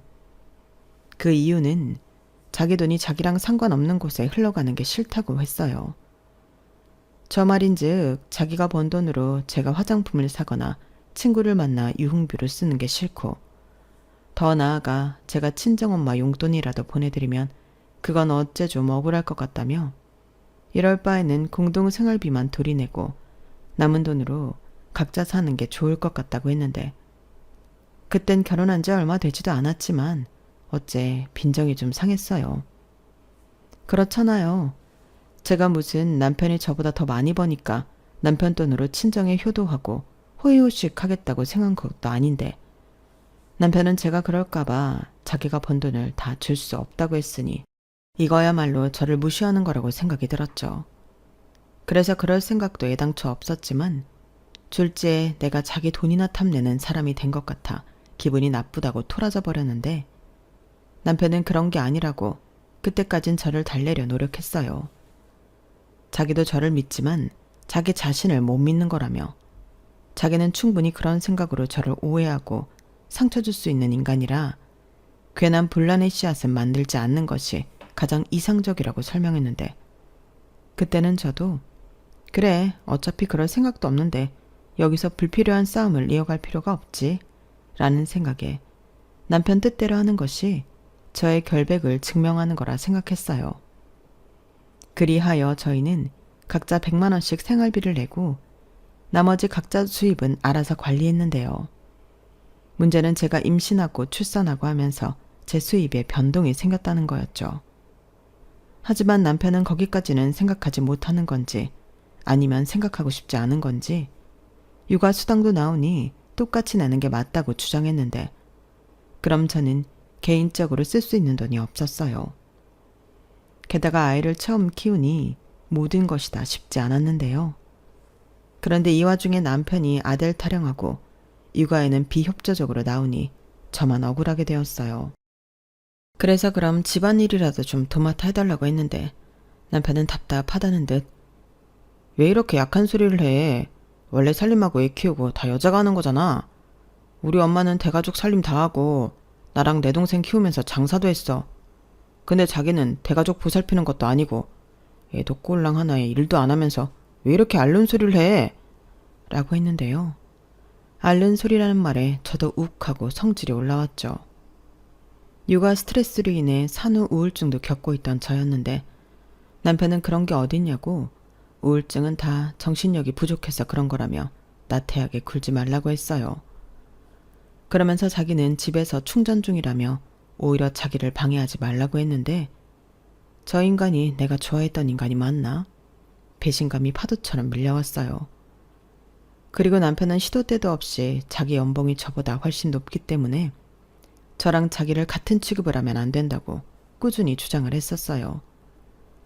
그렇듯 남편은 말이 통하지 않았어요. 그래서 그때까진 나에게 둘째는 없다고 생각하고 하루하루를 버티듯 그렇게 지냈죠. 시간이 흘러야 이 모든 우울감이 사라질 거라고 생각했거든요. 그리고 어차피 말해도 들어먹을 인간이 아니라고 빠르게 판단했던 저는 남편에게 도와달라고 하지 않고 저 혼자 힘으로 집안일과 육아를 해갔는데 시어머니는 그런 제 모습을 보며 안쓰러워하기보다는 흡족해 하셨어요. 역시 우리 며느리가 최고야. 요즘 젊은 애들은 그렇게 애 하나 키우기 힘들다고 징징거리고 남편을 닮는다며? 내가 그 얘기 들었을 때 솔직히 속으로 걱정 많이 했다. 우리 며느리도 그러면 어쩌나 했는데 우리 아들이 역시 여자 보는 눈이 있네. 그냥 그런 건 여자 일이다 생각하고 네가 하는 게 속 편한 거다. 내 말 무슨 뜻인지 알지? 라고 하시면서 당신 아들 잡지 말라는 소리를 돌려 하셨는데요. 시어머니 눈에는 제가 혼자 고군분투하며 고생하는 모습은 눈에 들어오지 않았나 보더라고요. 하긴 저런 엄마 밑에서 자랐으니 남편이 요즘 젊은 사람 같지 않고 남성 우월주의 같은 구닥다리 사고를 가지고 있는 걸 텐데 사실 그게 더 부끄러운 거라는 건 그 집안 식구들 중 아무도 모르는 것 같았어요. 그저 남자는 능력만 있으면 장땡이라고 생각하는 거죠. 저도 남편이 저보다 능력 있는 건 인정하지만 그걸로 모든 걸 다 퉁치려 하는 건 아니잖아요. 더욱이 많이 번다고 한들 저한테 가져다 주는 것도 아니었으니 제가 남편이 돈을 잘 번다고 좋을 것도 없었는데 시부모님은 남편에게 꽤 많은 돈을 용돈으로 받고 있는 건지 늘 자기 아들만 집에 오면 떠받들기 바쁘시더군요. 어머, 우리 아들 왔니? 이거 봐라. 엄마가 전에 사고 싶다고 했는데 네가 사라고 돈 보내줬잖아. 엄마가 이거 사면서 친구들한테 얼마나 자랑했는지 알아? 다들 부럽다고 난리도 아니었어. 역시 우리 아들 최고야, 최고. 그러게 말이야. 요즘 우리 아들 같은 효자가 없지. 나도 지난주에 우리 아들이 친구들이랑 점심 먹으라고 돈 보내줘서 체면도 살고 모처럼 어깨 좀 쫙 폈다. 고맙다 아들. 이렇게 남편은 자기 집에서 둘도 없는 효자였는데 그런 효자는 처가에는 참 무심했어요. 저희 엄마는 사위라고 오면 그렇게 사위 몸보신 시켜준다고 소고기도 사다 굽고 보양식도 손수 만들어주곤 했는데 남편은 입뒀다 뭐에 쓰는지 감사하다는 말도 제대로 하지 않고 처먹기만 잘도 처먹더라고요. 그리고 엄마는 제가 용돈을 보내드리면 네가 무슨 돈이 있어. 이럴 돈 있으면 살림에 보태라. 엄마 돈을 네 통장에 보냈으니까 그런 줄 알아. 라고 하며 돈도 안 받으셨는데 엄마 이거 엄마 용돈 하래. 내가 보내는 거 아니고 사위가 보내는 거야.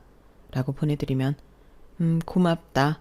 김서방한테 꼭 엄마가 많이 고마워한다고 전해줘. 이렇게 말하며 기쁘게 받으셨는데 뭔가 억울했죠. 하지만 엄마 마음이 그렇다는데 거기에 대고 따지는 것도 힘 빠지고 저는 계속 그렇게 남편이 주는 용돈이라고 하며 엄마에게 많은 돈은 아니지만 얼마씩 보내주곤 했는데요. 문제는 이 역시도 제가 육아휴직을 하면서 돈이 없어 못 보내드렸다는 거였어요. 그 사이에도 시부모님은 남편이 주는 용돈을 받으셨는데 괜히 짜증이 나더라고요. 그래서 생활비를 조금 줄인다고 생각하고 한 달에 20만 원 정도씩 사위가 주는 용돈이라고 보내드렸는데 한 번은 엄마가 매달 사윗돈을 받는 것이 부담스러웠는지 남편에게 전화를 해서는 하지 않아도 될 말을 하셨나 봐요. 그 때문에 완전 범죄를 꿈꿨던 저의 바람은 산산조각이 났고 마치 남의 돈을 빼돌리기라도 한 도둑 취급을 받았죠. 지금까지 그럼 내가 생활비로 쓰라고 준 돈을 장모님 용돈 보내드린 거야? 아니 어떻게 그럴 수가 있어. 나는 생활비 쓰라고 준 돈이잖아. 왜 이렇게 열을 내? 그래서 뭐 내가 생활비 구멍 냈어? 나 자기 안 굶겼고 공과금 밀린 것도 없어. 그럼 나머지 돈은 내가 알아서 쓸 수 있는 거 아니야? 아니지. 그 돈은 엄연히 우리 공동생활금인데. 자기 진짜 너무한다. 자기야 결혼하고 애 태어나고 달라진 게 없지만 나는 아니야. 지금 육아휴직 기간이라 돈도 다 안 들어온다고. 그런데 거기에 똑같이 생활비 내고 내가 무슨 돈이 있어? 자기는 나랑 상의도 하지 않고 자기 부모님한테 기분 내잖아. 그야 나는 그만큼 버니까 그렇지. 억울하면 자기도 그렇게 벌어. 내가 화를 내는 이유는 내 돈이 나도 모르게 그렇게 몇 달 동안 흘러갔다는 거야. 우리 엄마한테 주는 용돈이 그렇게 아까워? 그럼 나도 집안일이랑 육아하는 거 돈으로 받을래. 나한테 월급 줘. 내 노동력은 뭐 공짜인 줄 알아? 말이 되는 소리를 해라. 우린 부부고 가족이야. 가족끼리 무슨 월급을 줘. 몇 번을 말해도 내 말은 같아. 장모님한테 용돈 보내드리고 싶으면 자기가 그만큼 더 여유 있게 벌어. 그리고 지금 내가 주는 생활비가 아무리 생각해도 많은 것 같은데 다음 달부터는 지금 내던 거에서 반만 낼게. 따지고 보면 나는 집에 있는 시간도 적고 밥도 저녁 한 끼만 집에 와서 먹잖아. 그마저도 일주일에 2번 정도는 꼬박꼬박 회식해서 집에 와서는 잠만 자고. 그러니까 나는 그 정도만 내도 될 것 같아. 여기가 무슨 하숙집이냐? 내가 쓴 만큼만 내게? 자기 진짜 이럴 거야? 저는 그때 이 빌어먹을 결혼 생활을 정리하는 게 맞았어요. 하지만 머릿속으로 맴도는 이혼을 현실로 옮기는 데는 적지 않은 용기가 필요했고 저는 그 용기를 내기가 두려웠는데 그 와중에 딸은 참 저에게 많은 것을 주는 존재였어요. 처음엔 그렇게 마냥 어렵고 두렵기만 하더니 그런 엄마라도 제가 전부였던 아이는 저만 의지하며 그렇게 예쁜 짓을 골라 했는데 하루 종일 아이와 붙어 있다 보니 저 역시도 아이에 대한 모정이 샘솟았어요. 사실 저한테 그런 모정이 생길 거라는 생각은 전혀 못했는데 아이를 키우다 보니 저는 어느덧 여자에서 엄마가 되어 있더라고요. 뭐든 아이 입장에서 생각하고 나보다 아이를 더 챙기게 되었어요. 그래서 이혼은 하고 싶어도 못했던 거죠. 나도 아빠 없이 자라 힘들고 아빠 있는 집이 부러웠는데 내 딸에게는 그런 똑같은 상처를 주고 싶지 않았어요. 그리고 아이를 낳아 키우다 보니 친정 엄마에 대한 마음도 예전과는 확연하게 달라지더군요. 우리 엄마도 이런 마음으로 나를 키웠겠구나 하는 생각에 엄마가 된 후 친정엄마를 떠올리며 많이 울기도 했죠. 그래서 지금이라도 잘해드려야겠다 생각하며 전화도 자주 드리고 시간이 맞으면 친정에 가서 시간을 보내기도 했는데 엄마는 딸이 결혼해서 남편이랑 아이 낳아 사는 모습이 마냥 좋다고 하셨어요. 당신은 이혼해서 실패했지만 딸은 능력 있는 남편한테 사랑 많이 받고 온전한 가정에서 아이와 함께 행복하길 가슴 깊이 바라고 계셨는데 그 마음을 몰랐으면 좋았을걸. 그 마음을 알고 나니 남편이 미워도 이혼은 점점 멀게만 느껴졌어요. 그리고 어느 정도 포기를 하니 이게 좋다고 해야 하나 제 마음도 어느 정도는 편해졌는데 그 즈음 남편은 또다시 아들 타령을 하며 저에게 덤벼들었어요. 딸이 있으니 둘째는 아들이면 너무 좋지 않겠냐고. 아들은 낳아주기만 하면 자기가 다 키울 거라는 듯 별 기대도 되지 않는 말을 했었는데 남편이 원래 원하는 목적이 있으면 최선을 다하는 인간이거든요. 저를 꼬시려고 부단히 노력을 하더라고요. 딸과도 그때는 곧잘 놀아주고 셋이 놀이동산이다 동물원이다 나들이도 많이 다녔는데 꾸준한 남편의 노력이 싫지 않았어요. 그리고 정말로 아들을 낳으면 지금 이 생활을 계속 이어갈 수 있지 않을까? 바보 같은 생각을 하기도 했는데 그렇게 제 인생에는 없다 생각한 둘째를 가졌죠. 하지만 둘째도 남편의 기대와는 달리 딸이었는데 남편과 제가 하도 아들을 바랬던 게 이유인 건지 둘째는 성별만 여자일 뿐 사내 아이처럼 기질이 남달랐어요.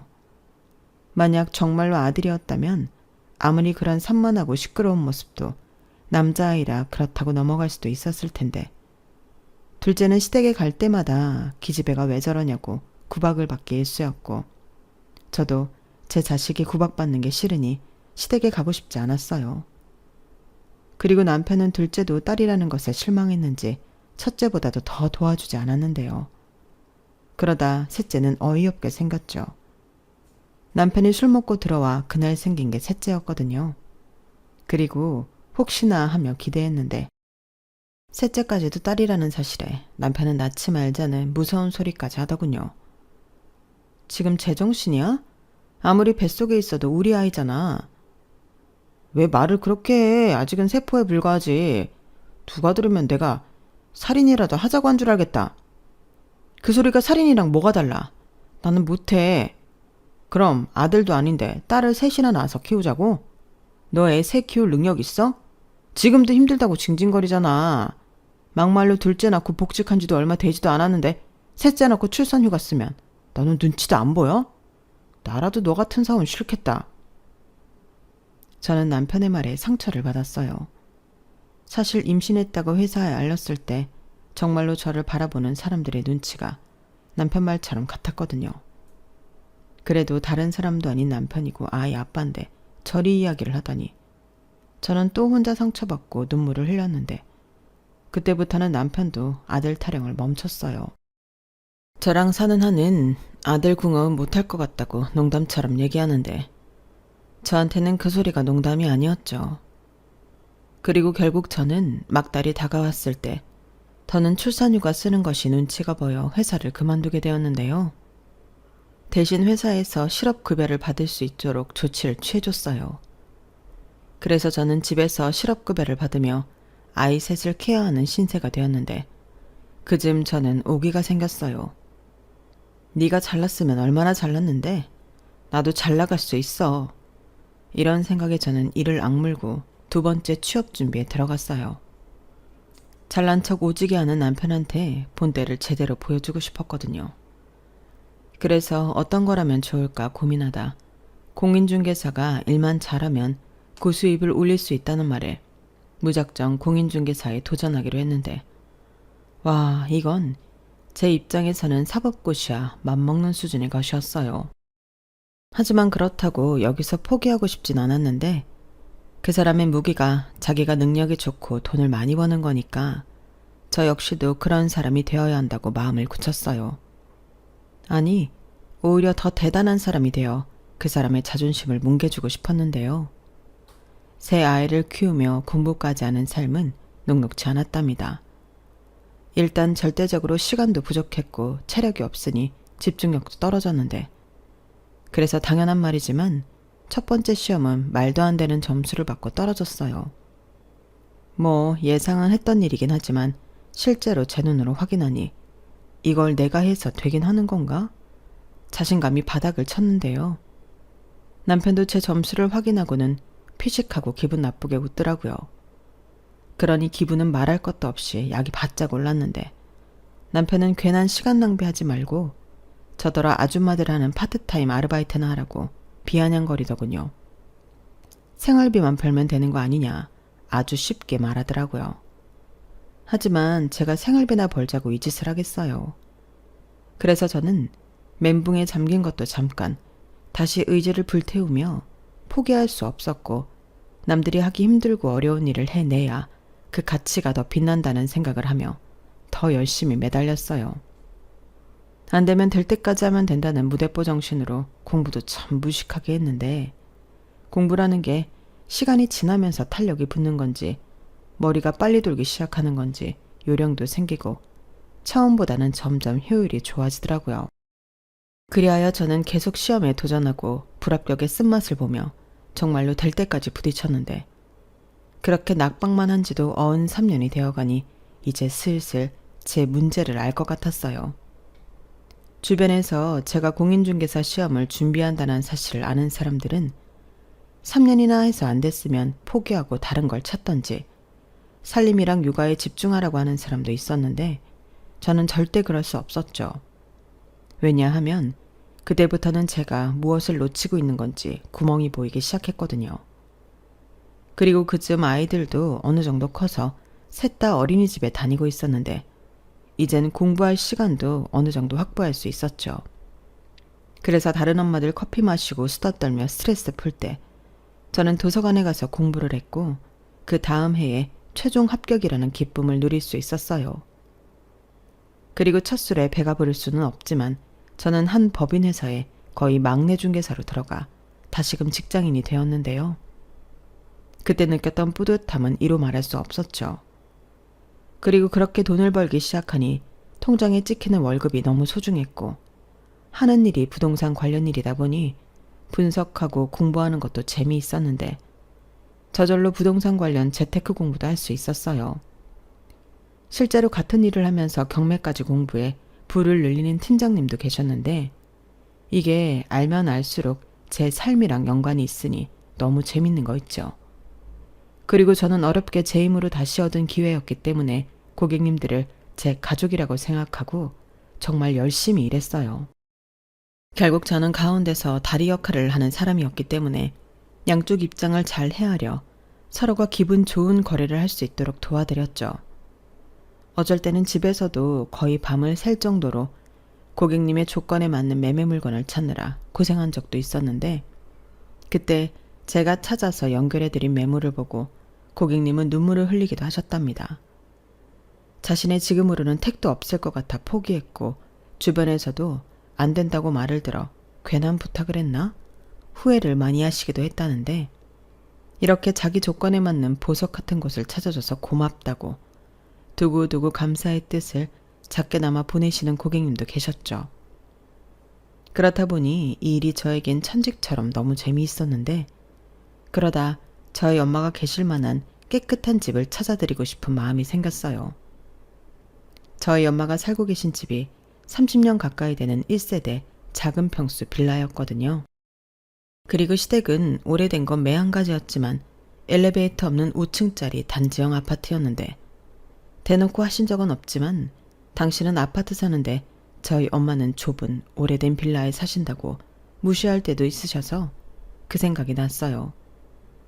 그래서 대출을 좀 받고 그 대출을 내가 용돈 삼아 드리면 작은 평수 저층 아파트 정도는 갈 수 있지 않을까.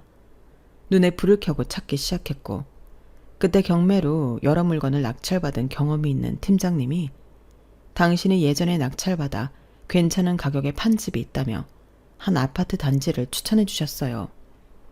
게다가 동네는 오래됐지만 주변에 시장도 있고 버스 정류장도 많아 교통편이 좋았는데요. 거기에 버스 타고 세정거장만 가면 지하철역도 있고 큰 병원도 있어 저희 엄마가 생활하시기에 더할 나위 없이 괜찮아 보였어요. 그래서 한 번은 엄마를 만나 그냥 보기만 하자고 하고 그 아파트 단지를 가서 매매로 나온 몇 군데를 둘러봤는데, 저희 엄마 말로는 아우 엄마 지금 사는 데가 편해. 무슨 엄마가 아파트에 사니? 이런 좋은 곳은 엄마랑 안 어울려. 이런 데는 그 뭐냐 관리도 비싸잖아. 엄마는 지금 3만 원 내는데 이런 데는 몇십만 원 하는 거 아니야? 라고 하셨지만 얼굴 표정은 엄마의 말과는 정반대였는데요. 그래서 저는 결심했어요. 엄마 몰래 그 집을 사기로요. 일단 여러 서류나 대출 문제 때문에 제 명의로 1층에 한 매물을 계약했고, 4달 뒤 엄마에게 환갑 선물이라며 집 부동산 등기 권리증을 드렸는데, 옆에서 저희 엄마도 엄마지만 남편 얼굴이 장난이 아니었어요. 제가 부동산 중개 사무실에 다니면서 열심히 일하는 모습을 보며 종종 비꼬듯이 더 뭐 나댄다. 그거에서 얼마나 번다고.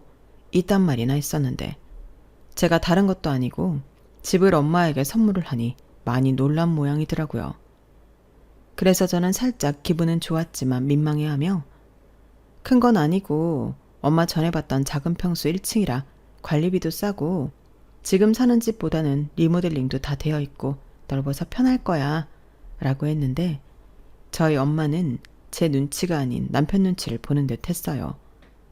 그 모습을 보는데 또 어찌나 속이 상하던지. 엄마, 이거 이 사람이 해주는 거 아니고 내가 해드리는 거야. 왜 이 사람 눈치를 봐? 아니 그래도 신영아, 그럴 돈 있으면 니들이나 더 크고 좋은 집 가지. 우리 집은 우리가 알아서 해. 능력 있는 사이가 때 되면 이사 가자고 하겠지. 안 그래 여보? 설마 돈도 각자 관리하는데 내가 우리 엄마 집 하나 해드렸다고 빈정상한 거 아니지? 나는 일하기 전에 자기 월급 생활비 말고는 구경한 적도 없잖아. 그 사이 시부모님은 해외여행도 한번 다녀오셨고 전에 시어머니 생신에는 명품 가방도 하나 사드렸지? 근데 왜 갑자기 그런 얘기를 꺼내? 장모님도 해드릴 거야. 아유, 우리 김서방 마음이 예쁘기도 하지. 근데 나는 괜찮아. 내가 무슨 명품 가방을 들어. 나는 뭐가 명품인 줄도 모르는 사람이야. 하여간 엄마도 참 안 변한다. 그냥 준다고 하면 달라고 해. 그리고 이 집도 이미 대출 시작됐고 엄마 가서 안 살면 나 이거 손해보고 팔아야 해. 뭐? 왜 손해를 봐? 그렇게 계약이 되어 있다고. 그러니까 무조건 엄마 여기 들어가서 쉬어. 그럼 돼. 그래야 딸이 손해 안 봐.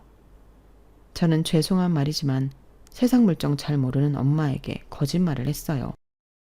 그렇게 말해야 엄마가 제 생각에 고집 부리지 않고 그 집에 들어가 사실 것 같았는데 먼저 살고 있는 빌라 판도는 비상금으로 갖고 계시라 말씀드렸죠. 엄마는 그 돈으로 대출금이라도 다 갚자고 말씀하셨지만 저는 그렇게라도 엄마 자산을 불려드리고 싶었어요. 어찌되었든 그 집도 제 앞으로 되어 있는 제 자산이라 굳이 법으로 따지자면 엄마의 재산은 아니었으니까요. 그리고 대출금을 다 갚고 난 뒤에는 엄마 앞으로 명의를 옮겨드릴 생각이었는데 그렇게 한바탕 효녀 이벤트가 끝나고 친정엄마를 댁에 모셔다 드리니 역시나 남편 입이 대빨 나와 저더러 얘기 좀 하자 하더라고요. 얘기? 무슨 얘기? 설마 내가 우리 엄마 아파트 사드린 거 가지고 딴지 거는 건 아니지? 우리 공동생활비 빼면 나머지는 터치하지 않기로 했잖아. 그 얘기 좀 그만하면 안 돼? 그리고 이건 반칙이지. 자기는 시집와서 출가 외인인데 장모님한테는 집을 해드린다고? 그것도 대출받아서? 그러다 그 잘난 회사 잘리기라도 하면 그땐 어쩔 건데. 나더러 그거 내라는 건 아니지. 내가 설마 그러겠어? 지금까지 살면서 자기가 돈 앞에서 얼마나 치사하고 철저한 사람인지 내가 다 확인했는데 왜 말을 그렇게 해? 그렇잖아. 내가 다른 것도 아니고 애들 키우느라 일을 못한 건데 그때도 나한테 생활비 말고는 돈 준 적 없잖아. 자기는 갖고 싶은 거 다 사고 자기 부모 동생 다 챙겨가면서 나나 애들이나 우리 엄마 티셔츠 쪼가리 하나 사준 적 없잖아. 아니 필요하다고 하면 사줬겠지. 그리고 나가서 사회생활 하는 것도 아닌데 생활비 말고 뭐가 더 필요해? 애들도 그래. 아직 어린애들이 무슨 돈이 필요해. 나라에서도 지원 잘 해주는데. 이 보세요. 자기가 뭘 모르나 본데 그 돈으로는 택도 없어. 우리 애들 한 번도 유행하는 비싼 거 가져본 적 없고 나도 다른 엄마들처럼 유기농으로 챙겨주고 싶은데 그러지도 못했다고. 자기 명품 벨트 지갑 그딴 거 살 때 나는 조금이라도 싼 데 찾아다니면서 장 봤어. 그렇게 따지면 안 되지. 막말로 자기 공인중개사 공부 누구 돈으로 했어? 내가 그땐 별 얘기 안 했잖아. 안 하긴.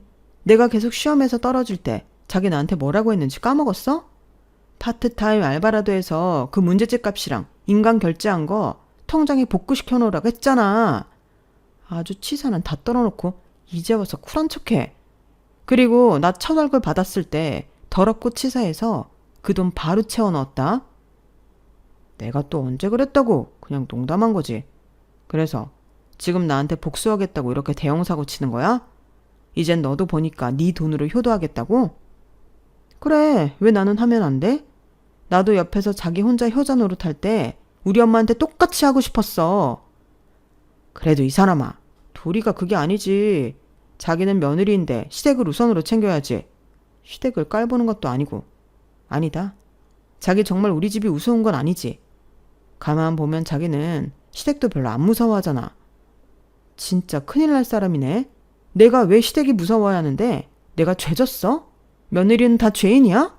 그리고 누가 며느리는 시댁을 우선으로 챙겨야 한다고 했어? 그런 법은 어디에 있는 건데? 여기서 왜 법을 따져?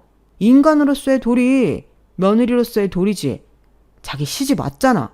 그럼 시부모님을 내 부모님처럼. 입 안 다물어? 그럴 것 같으면 그냥 이혼해. 그럼 되겠네. 자기가 말하는 며느리 안 하면 되잖아. 저는 시원하게 제 입으로 이혼 소리를 뱉었어요. 사실 그 전에도 남편이 지 돈으로 치사하게 굴면 입안에서 이혼 소리가 맴돌았는데 제가 능력이 없으니까 그 말을 못했거든요. 하지만 이젠 저도 돈을 곧잘 벌고 애들도 제가 다 케어할 수 있다고 생각하니 이젠 이혼이 무서워지지 않았는데요. 정말 신기하더군요. 전에는 이혼하고 고생한 엄마를 보고 나는 무슨 일이 있어도 이혼은 하지 않을 거라고 생각했는데 제가 살아보니 이혼하지 않으면 안 될 것 같은 순간이 생각보다 많았어요. 그리고 이젠 나도 못지않게 능력이 있다고 생각하니 꼴 같지 않은 거 참아주고 살아가는 게 화가 나도록 싫어졌어요. 그래서 그 말이 저도 모르게 툭 제 입에서 튀어나왔는데 남편이 많이 놀랐어요. 지금 이혼하자고 했어? 야, 너 진짜 속 보인다. 이제 돈 좀 보니까 나랑 우리 집이 우습냐?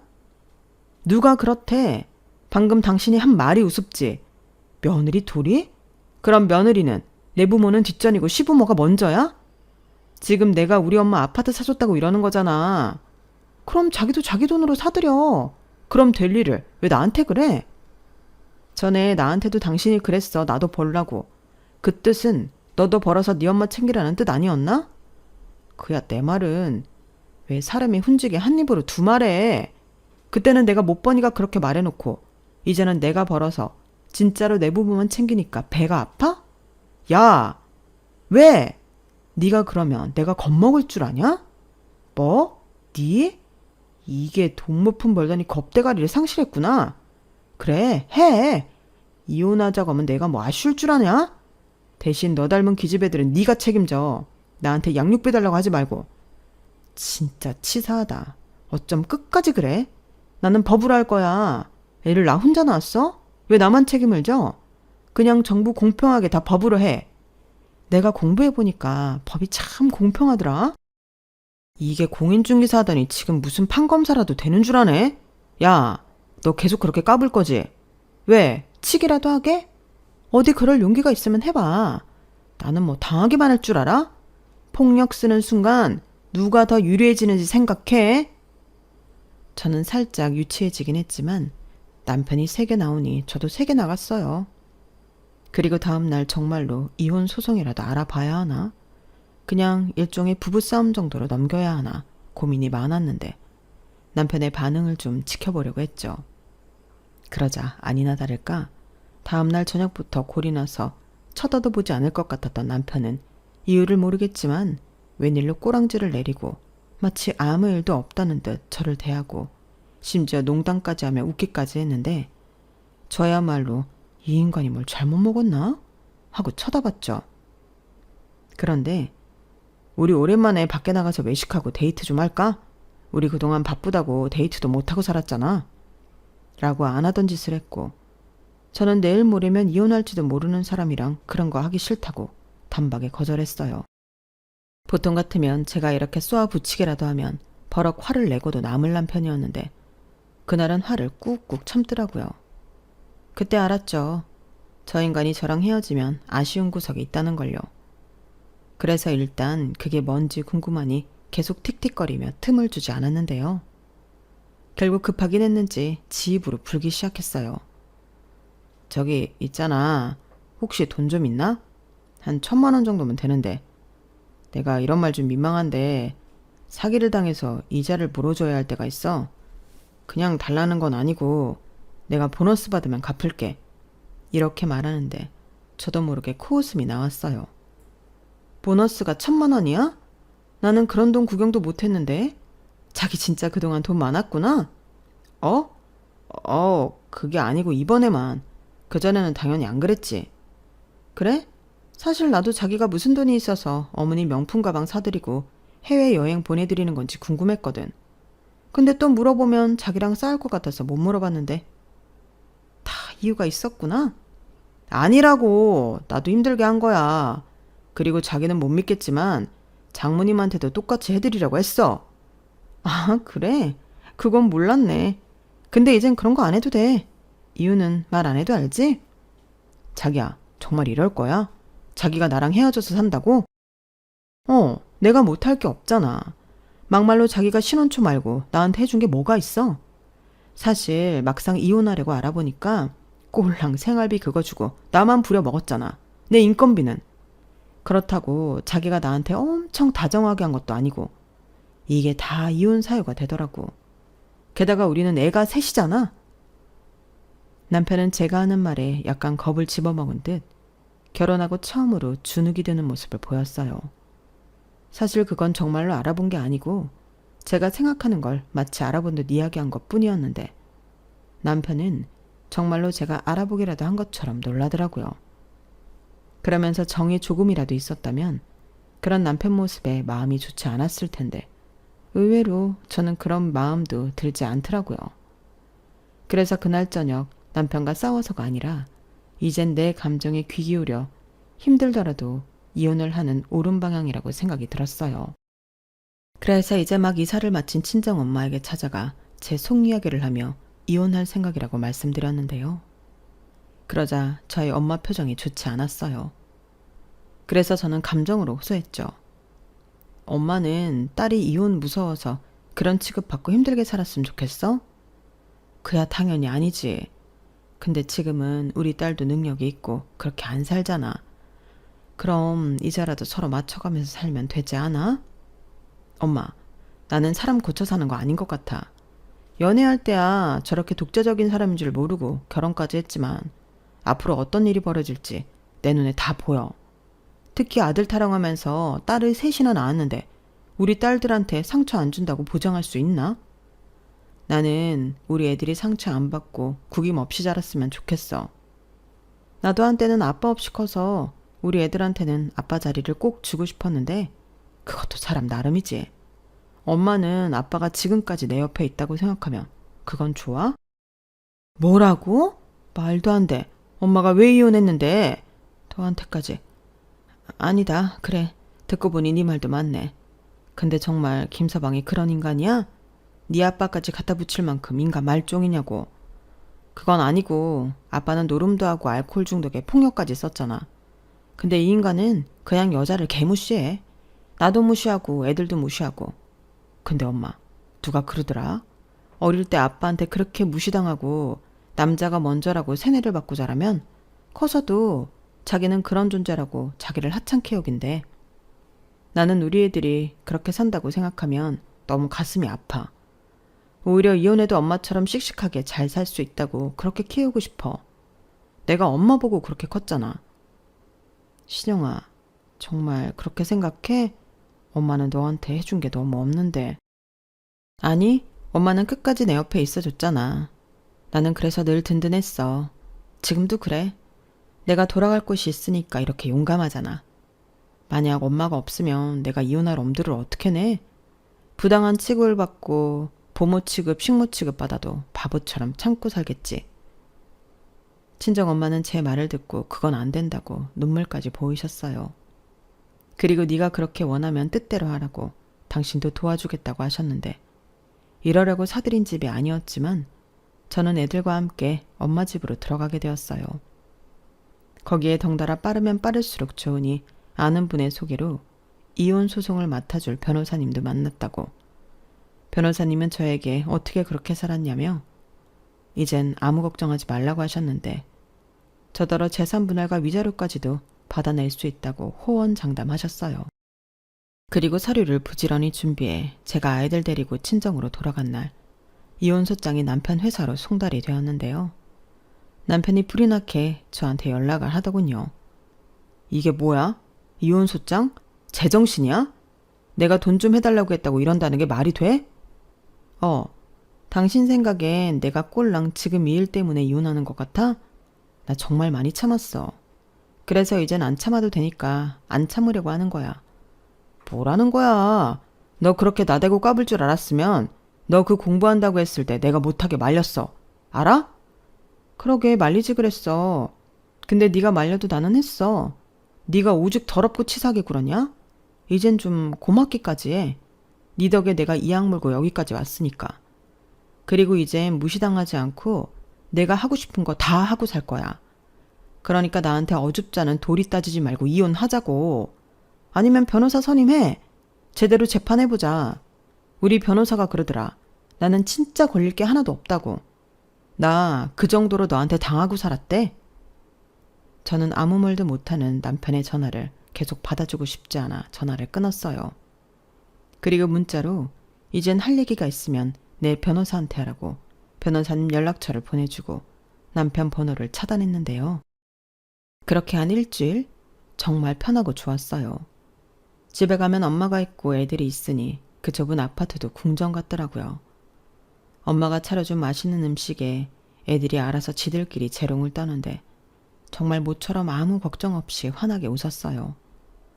그리고 시어머니에게서 연락이 왔는데 시어머니는 처음엔 저를 잘 구슬려 보려고 하시더라고요. 그땐 기도 차지 않았어요. 아가, 우리 며느리가 내가 모르는 사이에 속이 많이 상했구나. 나도 우리 아들한테 얘기 듣고 미안해서 죽는 줄 알았다. 어찌 내가 몰랐을까. 엄마가 미안해. 너도 그런 서운한 점이 있으면 말을 하지. 내가 그렇게 어려운 사람인가? 내가 우리 아들도 혼구멍을 냈어. 아니 지철을 그렇게 서운하게 만들면 그게 남편이야? 그러니까 이번에는 엄마 얼굴 보고 한 번만 넘어가자. 이혼이라니 말도 안 되지. 어머니 죄송해요. 저는 이미 마음을 굳혔어요. 그리고 어머니도 그러셨잖아요. 그냥 그런 건 여자일이다 생각하고 제가 하는 게 속 편한 거라고요. 저는 그러기 싫어요.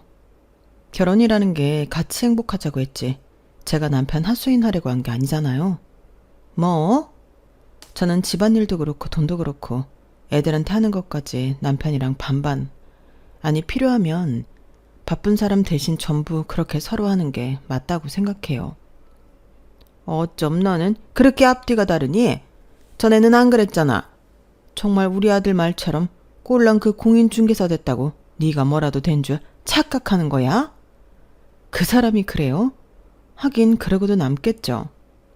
아, 어머니 아들 사기당해서 돈 필요하다고 했는데 그럼 이젠 제가 어머니 아들보다 능력도 좋은 거 아닌가요?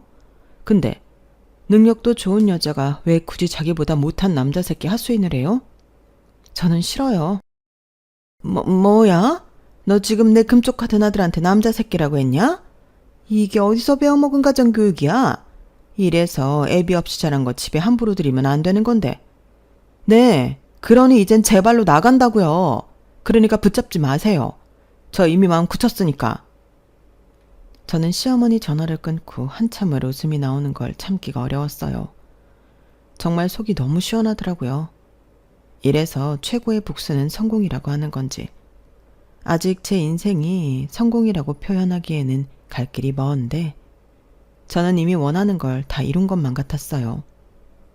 그리고 결국 소송은 진행이 되었고 남편은 전화가 안 되니 저에게 찾아와 처음에는 잘못했다고 마음만 돌려달라고 애원을 하더니 씨알도 안 먹히자 이젠 양육비가 너무 과하다고 깎아달라고 했어요. 그러면 순수하게 이혼하겠다고 저에게 딜을 해왔는데 어이가 없었죠. 애가 셋인데 깎을 양육비가 어디 있나요? 참고로 저는 양육비를 한 명당 100만 원씩 300만 원을 요구했는데 남편은 말도 안 되는 금액이라고 주장했어요. 그게 왜 말이 안 돼? 자기 잘 벌잖아. 근데 애 한 명당 100만 원이 적어? 아니 많다고. 그게 말이라고 하는 소리야? 그냥 달에 100만 원 해. 그게 최선이야. 그리고 내가 정말 이 말까지는 안 하려고 했는데 나도 요즘 힘들어. 언제 잘릴지 모른다고. 내가 이렇게 얘기하는 건 내가 지금 가능한 약속을 하고 지키라고 그러는 거야. 지랄 그만해. 안 지키면 어쩔 건데? 나 그거 다 받을 수 있어, 법으로. 너는 지금 이 판국에도 법하고 싶냐? 내가 지금 믿을 게 법 말고 뭐가 있어? 그리고 자기 지금 사는 그 집도 나랑 나눠야 할 거야. 나도 가정에 기여한 게 있으니까. 뭐? 말도 안 되는 소리를. 야, 그 집은 내가 벌어서 나 혼자 대출금 내면서 유지한 집이야. 왜 열을 내? 재판 때 얘기해. 만약 법이 그건 안 된다고 하면 난 그런가 보다 말 거니까. 남편은 제 말에 참 열받아서 자기 화를 주체하지 못했어요. 하지만 차마 저한테 폭력을 쓸 수는 없으니 엄한 벽을 치느라 자기 주먹만 아작이 났는데 정말 돈이 없긴 했는지 병원비가 없어서 시어머니가 카드를 줬다고 하더군요. 그걸 재판 때 동정심을 유발하고 싶었던 건지 지 입으로 술술 풀었는데 저는 눈 하나 깜짝하지 않았어요. 그 주먹의 벽이 아니었다면 제가 맞았을 수도 있으니까요. 그리고 시간이 걸리긴 했지만 호언장담했던 변호사님 말처럼 저는 6대 4로 재산 분할을 받을 수 있었고 남편에게 1,000만 원이라는 위자료까지 받아낼 수 있었는데 양육비는 그대로 월 300만 원 받는 걸로 판결이 났죠. 하지만 첫 달부터 이 인간은 양육비를 주지 않았는데요. 그 사이에 회사에서 잘려서 수입이 없어 줄 수가 없다고 하더라고요. 그래서 그건 또 남편 통장에 압류를 걸어 받아냈는데 남편은 저 같은 여자 처음 봤다고 혀를 내둘렀고 이럴 거면 자기가 애 셋을 키울 테니 저더러 300만 원씩 양육비를 달라고 했는데요. 애들이 기겁하면서 싫다고 했어요. 당연하죠. 아빠라고 지가 한 게 버럭버럭 화내는 것 말고는 없었는데 애들이 왜 아빠랑 살겠다고 하겠어요. 그러니 이 인간은 또 저런 것들도 자식이라고 양육비를 줘야 하는 게 맞는 거냐며 억울해 죽으려고 했는데 그 모습을 보니 나 정말 이혼하길 잘했구나 이런 생각만 드는 거 있죠. 역시 사람은 밑바닥을 쳤을 때 진짜 모습을 본다고 참 씁쓸했어요. 하지만 한편으로는 이젠 실망할 모습도 보지 않아 잘됐다는 생각밖에 들지 않았는데 이젠 어떤 미련도 갖지 않으려 합니다. 저희 엄마는 아직 제 나이가 많은 나이는 아니라며 혼자가 된 딸을 걱정했는데 저는 이제 애들도 있고 남자라면 별 관심이 없어요. 괜히 생각과 다르게 마음고생하면서 지내고 싶지 않거든요. 그리고 무엇보다 혼자 있는 게 편한 걸 알아버려 누굴 곁에 둘 마음이 없는데 그냥 우리 애들이랑 재미나게 사는 게 제 남은 인생의 이유이고 목적이에요. 애를 좋아하는 사람은 아니었지만 제 애라 그런지 첫째부터 셋째까지 전부 다 예쁘거든요. 생긴 것도 예쁘고 하는 짓도 예쁘고 또 셋이라 자기들끼리 우애도 너무 좋은데 저랑 할머니 고생한다고 자기들끼리 분담해서 집안일도 곧잘 합니다. 셋째는 어려서 하는 것보다 망치는 일이 더 많은데 그런 막내도 꼭 챙겨서 셋이 똘똘 뭉쳐 하더라고요. 그런 모습을 보니 저나 저희 엄마는 그저 귀엽고 사랑스럽기만 한데 이제부터 제 역할은 저 예쁜 모습을 지켜주는 것 같아요. 거기에 고생 많이 하고 산 저희 엄마의 남은 인생도 제가 조금이나마 보상해주고 싶은 바람이 있는데 그 안에서 지치지 않고 저도 저 좋아하는 것 하나는 하면서 지혜롭게 또 멋지게 살아가 보려고요. 누군가는 어떻게 그렇게 사냐고 걱정해주는 고마운 일도 있는데 거짓말이 아니고 저는 지금 무엇이든 할 수 있을 것만 같아 걱정이 없습니다. 제 인생에 커다란 돌이 사라졌는데 제가 뭘 못하겠어요.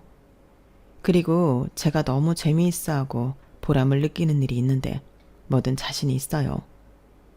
요즘은 매일 제가 대단하고 능력 있는 사람이라는 생각에 저절로 말려있던 어깨가 펴지는 것만 같아요. 앞으로의 미래는 이렇게 당당하게 살아가고 싶네요. 그리고 더 나아가 사랑하는 제 가족과 함께 제가 쭉 힘내서 잘 살아갈 수 있도록 여러분들이 따뜻한 격려와 응원을 보내주신다면 더할 나위 없이 큰 힘이 될 것만 같은데 부디 부탁드립니다. 그럼 지금까지 제 사연 함께 해주셔서 대단히 감사드리고요. 여러분들은 저처럼 잘못된 선택이 아닌 여러분들이 행복할 수 있는 선택만 하시길 바라며 저는 이만 물러갈게요. 안녕히 계세요. 여러분, 사연 댓글에 응원과 현명한 조언 부탁드려요. 좋아요와 구독은 저에게 큰 힘이 됩니다. 오늘도 좋은 일 가득하세요.